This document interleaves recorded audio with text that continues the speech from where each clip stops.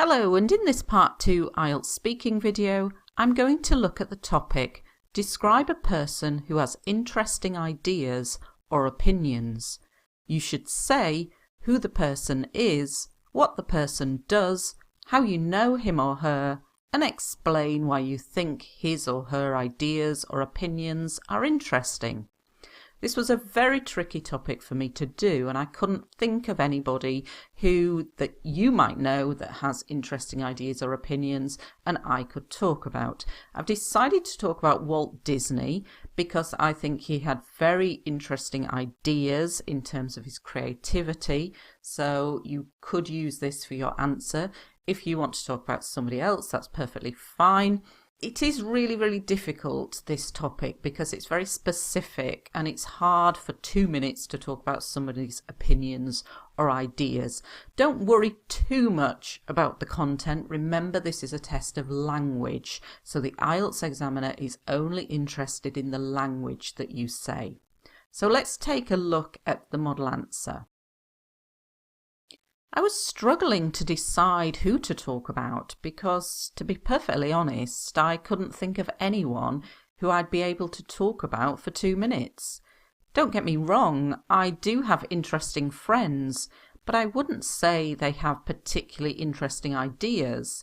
So the first person that I thought of outside of my friends and family was Walt Disney. I have to say I'm not a massive Disney fan, so I don't have loads of facts and figures about him, but I am an admirer of his work. Sadly, he is no longer with us. I'm not entirely sure when he passed away, but I'm guessing it was in the 60s. Anyway, he was an American entrepreneur and the pioneer of the animation industry. Like I said, I don't know the exact timeline of when he did things, but he is renowned for being the creator of characters such as Mickey Mouse and Donald Duck. He was the producer of many Disney films, and these films are still hugely popular today, so that shows that his ideas had longevity and are still liked by people in the 21st century. As well as being a film producer, he created Disneyland. This is a theme park in LA, and it later expanded to Disney World in Florida and Paris. He produced a magical world, and his attention to detail was second to none. He was an innovator and inspired many. But I think what is absolutely incredible is that even 60 years after his death, his creations have not gone out of date. It is really unbelievable that over half a century after his death, Walt Disney World is still the most visited vacation destination resort anywhere in the world. His imagination knew no bounds, and without him, I don't think we would have films like Toy Story or Frozen. He was a visionary and a trendsetter. So let's take a look at some of the language. I was struggling to decide who to talk about because, to be perfectly honest, I couldn't think of anyone. So you could use this for any IELTS Part 2 question. I couldn't think of anything. I couldn't think of anyone who I'd be able to talk about for 2 minutes, who I would be able to talk about for 2 minutes. Then a very useful little filler phrase, don't get me wrong. And it's like saying, don't misunderstand me. Don't get me wrong. I do have interesting friends, and the use of the auxiliary do to really emphasize and stress. So when you're saying something, but then you don't want to be misunderstood, don't get me wrong, I do have interesting friends. I have to say that, another little useful phrase, instead of saying, I'm not a massive Disney fan. I have to say that. I'm not a massive Disney fan. I'm not a big Disney fan. I'm not a massive Disney fan. I don't have loads. Loads is very informal instead of lots of facts and figures. This just means information and numbers, and it's a collocation that we use, and it can be used in IELTS writing as well. Facts and figures. I am an admirer of his work, so it means I admire him, I like him. Very useful for other topics, such as describe your favourite group, describe your favourite book. I am an admirer of. Sadly, unfortunately, he is no longer with us. In English, we don't like saying he is dead because it's very strong and very cold. So we use lots of euphemisms. These are expressions to express something in a nicer way. He is no longer with us means he is dead. I'm not entirely sure when. Very useful phrase for all of your Part 2 speaking topics. And it means I don't know. I'm not entirely sure when he passed away. This is another way of saying when he died, to pass away. I'm guessing, very useful filler phrase instead of I think. It was in the 60s, in the 1960s. You can use this in IELTS writing as well, in the 60s, in the 70s, in the 80s. Anyway, useful little filler phrase to get back to what you're talking about. An American entrepreneur. An entrepreneur is like a business person, somebody who creates things, an inventor, somebody who makes lots of money, and the pioneer of the animation industry. A pioneer is somebody who is the first to do something. So the animation industry, these are like cartoons, and he was the first one to create these kinds of cartoons and films. Like I said, very useful for IELTS speaking. The exact timeline. So I don't know when he did certain things, the time he did certain things. He is renowned for being. He is famous for being. This is very useful, to be renowned for, because you can use it when talking about your hometown. My hometown is renowned for being the birthplace of blah, blah, blah. Somebody who creates things is called a creator, like an inventor.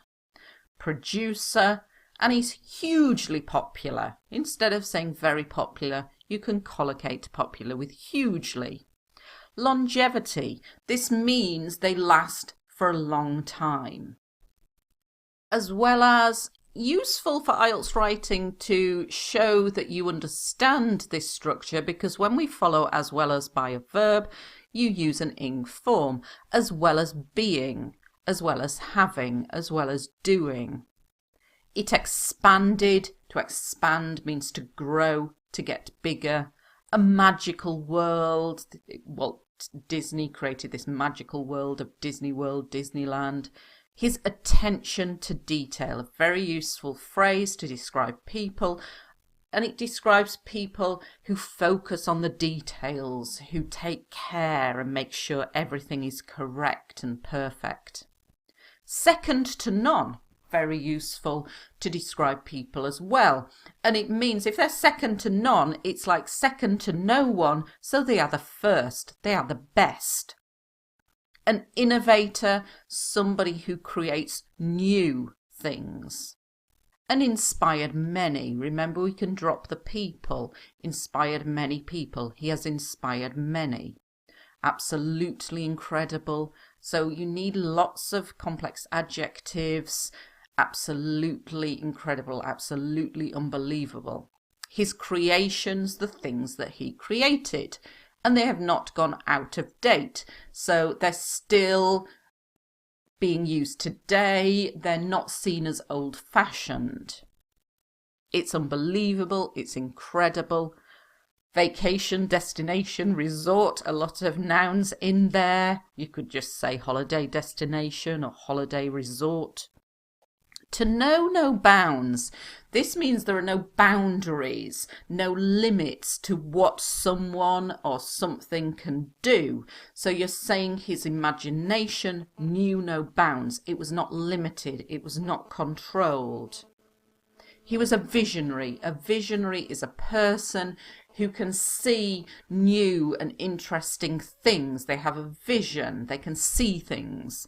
And a trendsetter, a person who creates new things and sets trends. He was the pioneer of the animation industry, particularly in America. So this is a word we can use to describe him as a trendsetter. So quite a lot of complex language in here. And like I said, a very tricky topic to talk about for 2 minutes if you're talking about your friend and their interesting ideas. And I think when you start talking about a friend, you don't really think about the complex language as much. So I think it's much easier when talking about somebody like Walt Disney. You can use much more complex language like entrepreneur, innovator, creator, attention to detail, second to none, creations, a visionary, a trendsetter. There is much more complex language that you could use to talk about him.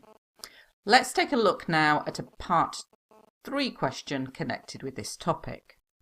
So they may ask you something like, when do children begin to have their own ideas? Oh, I'm not entirely sure because I'm not a child psychologist, but off the top of my head, I think it's when they are still pretty young. 2-year-olds are renowned for having tantrums, and they are called the terrible twos. I think this is because they get annoyed when they don't get their own way. Now, many IELTS Part 3 questions are things that you need to have a degree in psychology to answer. So I would start my answer, I'm not entirely sure because I'm not a psychologist, I'm not a child psychologist, and you're getting some complex vocabulary in there off the top of my head. So I'm not maybe going to give a really intelligent answer, but this is the first thing I can think of. When they are still pretty young, pretty is informal, used here to mean quite young. They are renowned for, they are famous for having tantrums. When you see little children lying on the floor like this, we say they're having a tantrum, and it's when it's an uncontrolled burst of anger or frustration. And they get annoyed when they don't get their own way, and it means they don't get to do what they want. Hope you found this video useful. Thank you very much for watching.